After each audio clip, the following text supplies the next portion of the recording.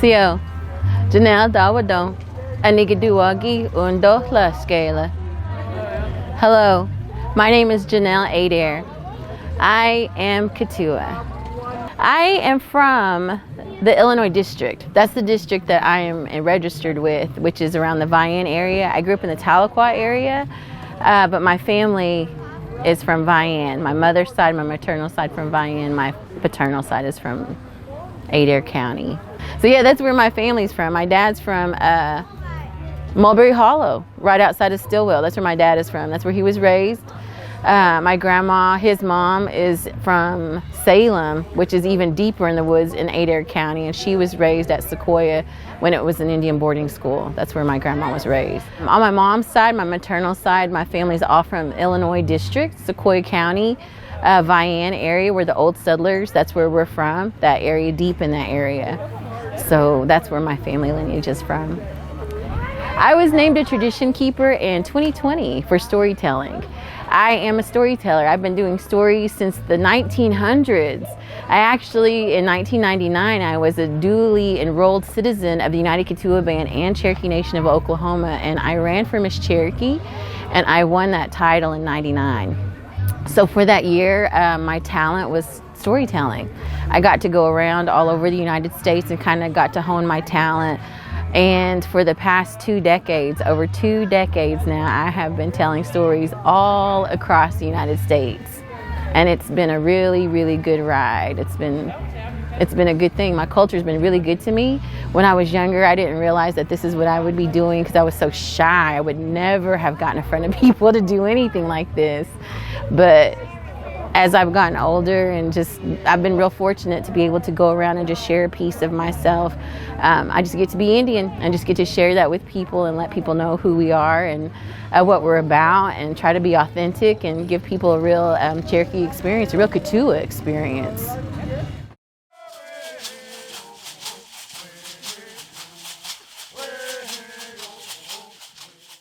My favorite story to perform. I have a couple. The one that I like to tell to any general audience, especially kids, the students, the younger people,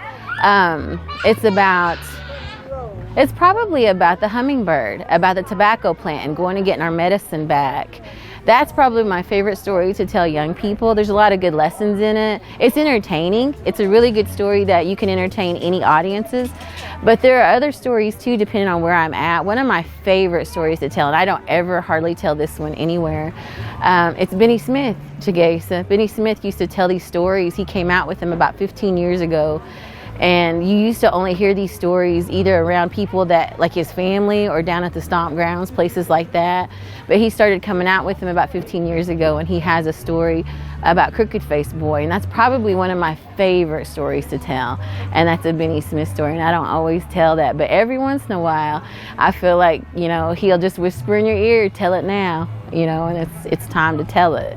But they're sacred. The stories that he tells are sacred stories, so I don't tell those all the time. The moral of the story, they go and they bring that medicine back, and there's several animals that go and bring it back, and the animal that ultimately ends up bringing it back is the hummingbird. And the size of the hummingbird and just the lack of what it has compared to the other animals, that's the lesson in the story, that he's so small, but the things that he had that people discounted, those were the gifts that he needed exactly to bring back that medicine. And so, like you were saying, these stories, they're about how to be good humans. And when the time comes to make decisions, hard decisions sometimes, these stories are there so that you can kind of practice it and you kind of know what you should do, what the best thing to do is. And so that's what these are. Everybody is individual, everybody is very special, and if you just allow whatever these gifts are that you've been given to continue to grow, and you don't hide them, and you're not afraid to share them, that there will be a time that you'll be able to be exactly who you're supposed to be. You'll be exactly where you're supposed to be, and you're supposed to share that gift. Things that were given, they're made to be given away. You're not supposed to keep them and keep them selfishly to yourself. At the end of your time, these gifts, especially special gifts that are only given to you, you're supposed to share those until they're used up.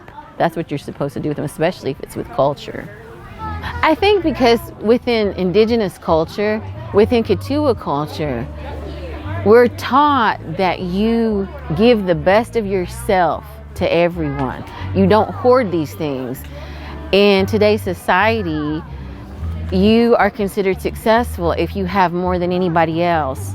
Whether people are suffering, going without, as long as you have more than you need, you're considered successful.